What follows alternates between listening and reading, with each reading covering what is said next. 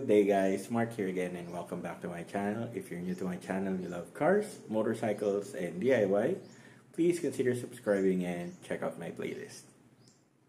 Okay, good day. Today guys, ituturo ko sa inyo kung paano magpalit ng brake lever ng inyong Kymco Xciting 400S. Ito is yung mga gustong mag-upgrade or halimbawang nabali yung mga brake levers nyo, paano siya palitan. Sobrang dali lang naman. Kailangan nyo lang is flat screwdriver. Ang gamit ko is adjustable na wrench. Tapos grasa. So grease. Kumbaga yung grease is pang lubricate lang dun sa mismong bolt. Okay, so simulan natin sa kanan na brake lever. Kailangan nyo lang is yun nga, either adjustable na wrench or size 10mm na socket or closed wrench or open wrench kung meron kayo, at luluwagan nyo lang ito para mahugot itong bolt na ito. Okay, so yan lang yung kumbaga humahawak dito sa inyong lever. So alisin na natin guys. Ayan guys, buti na lang nakita ko yung aking socket wrench, size 10. So, niluwagan ko na to guys. Ayan na.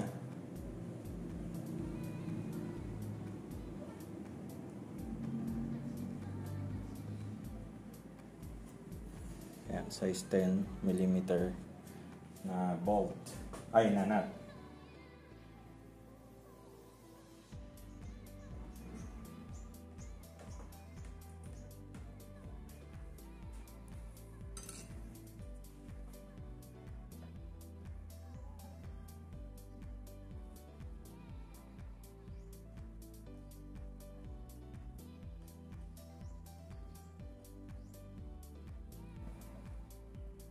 So, tapos, ayan, using your flat screwdriver,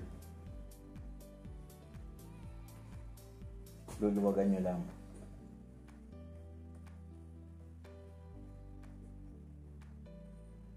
Dapat mahugot nyo na. Like this. Okay. Ayan. So, ganun lang kadali. So, eto guys advantage kasi na itong stock na brake lever or na levers is meron siyang copper na bushing. Unlike kasi sa mga aftermarket na ganito, ayan, so diretsong aluminum siya. Okay, so sooner or later magkakaroon to ng play or ng uga, pero hindi naman agad-agad. Okay, so, hanapin muna natin yung para dito. Tama naman. Lagyan muna natin ng grasa. Ayan. So, any type of grease pwede naman.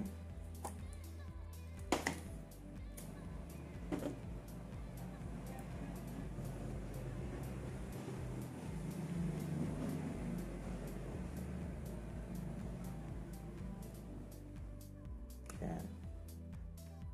So, light lang na lagay guys ng grease. Hindi naman kailangan na overkill.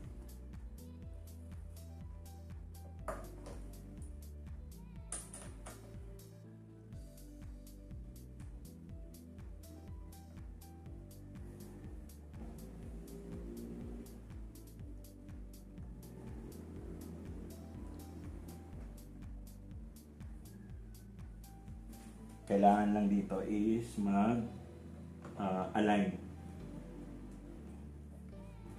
Titingnan natin guys kung may higpitan na ba natin siya.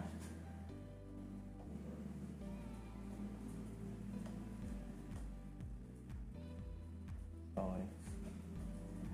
Good.